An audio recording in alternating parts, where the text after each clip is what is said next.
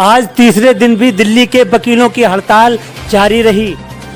दिल्ली के सभी डिस्ट्रिक्ट में वकीलों की हड़ताल देखने को मिली। दिल्ली के कोर्ट में तीसरे दिन भी कामकाज ठप रहा।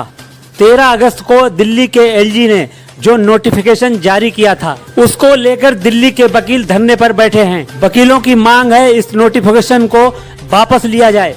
ब्यूरो रिपोर्ट, सजग समाचार, साउथ दिल्ली।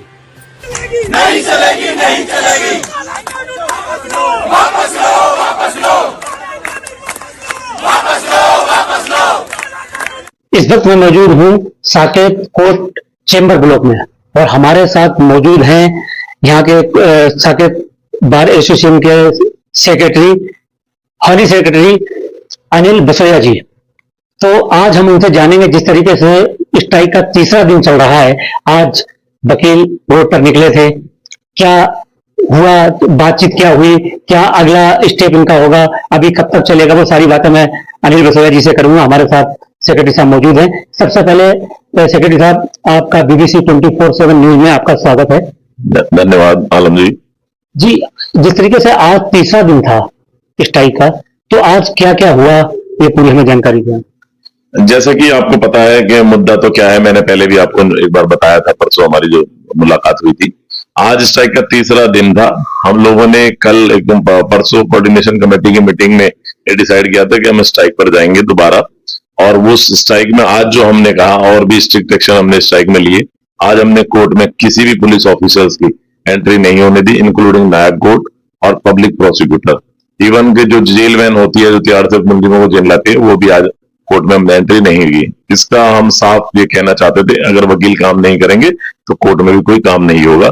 उसके साथ साथ हमने सारे वकीलों ने इकट्ठा होकर एक प्रोटेस्ट मार्च निकाला और सारी दिल्ली की जिला अदालतों के बाहर, जहां भी थी सारी कोर्टों में, सारे दिल्ली के वकीलों ने बाहर कोर्टों से आकर रोड पे चक्का जाम किया और अपनी मांगे जो थी सरकार के सामने रखी और सरकार को ये बताया कि अगर इस तरह से काला कानून जो एलजी साहब ने नोटिफिकेशन के थ्रू एक निकाला है वो वापस नहीं होगा, तो वकील हर लड़ाई के लिए तैयार है और लड़ते रहेंगे और इसी तरीके से आपसे टकराते रहेंगे।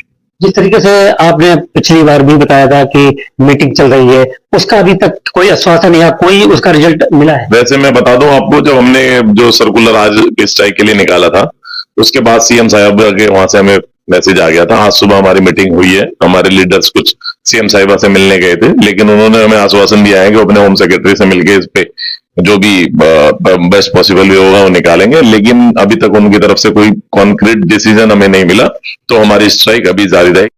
इवन जुडिशरी भी इसमें हमारे साथ है। अगर इस तरह से गवाहियां होंगी तो वो गवाही सही नहीं मानी जाएगी। जुडिशरी भी इस पॉइंट पे हमारे साथ है कि ये गवाही इस तरह से नहीं होनी चाहिए, क्योंकि गवाह जब तक कोर्ट में नहीं आएगा तो प्रॉपर गवाही नहीं हो पाएगी। विटनेस को कोर्ट में आना जरूरी है। अगर वीडियो कॉन्फ्रेंसिंग से पुलिस वालों की गवाही होने लगी तो ऑब्वियसली न्याय मिलने में बिल्कुल प्रॉब्लम होगी, लोगों को न्याय नहीं मिलेगा, लोगों का इवन ट्रायल केसेस में कन्विक्शन रेट बढ़ेगा। और सरकार को इस तरह के कोई भी कानून बनाते हुए स्टेक होल्डर्स से कंसल्ट करके ही बनाना चाहिए। वैसे मैं आपको बता दूं कि लास्ट ईयर 15 जुलाई 2024 को अजय भल्ला जो होम सेक्रेटरी है, उन्होंने अपना नोटिस निकाला हुआ है जो हमारे पास है, जो हमने अपने रिप्रेजेंटेशन के साथ एलजी साहब को भेजा, सीएम साहब को भेजा, लॉ मिनिस्टर को भेजा। उसमें इन्होंने क्लियर किया हुआ था कि जो भी पुलिस स्टेशन है उनको वीडियो कॉन्फ्रेंसिंग वेन्यू नहीं बनाया जाएगा और पुलिस ऑफिसर्स की गवाही नहीं होगी। तो एक सेंटर का नोटिस है जिसमें कहते नहीं होगी। अब 1 साल बाद दिल्ली के एलजी साहब ने एक नोटिस निकाल दिया कि गवाहियां होंगी, तो ये उस नोटिस के कॉन्ट्रेरी है, उसके डिफेंस में नोटिस है। तो पहले तो आपस में यही क्लियर नहीं है कि क्या होना चाहिए क्या नहीं होना चाहिए, क्योंकि पहले भी इस तरह की बात आई थी तो उन्होंने कहा था कि इस तरह से नहीं होगा, लेकिन दोबारा से इन्होंने सीधा लागू कर दिया बिना किसी को बताए, बिना किसी से पूछे। तो इस तरह के कानून को अगर ये लागू कर सकते हैं तो वकील सामने खड़े हैं, इस तरह को कानून को लागू वकील नहीं होने देंगे। साकेत कोर्ट सेक्रेटरी होने के नाते क्या अपील है?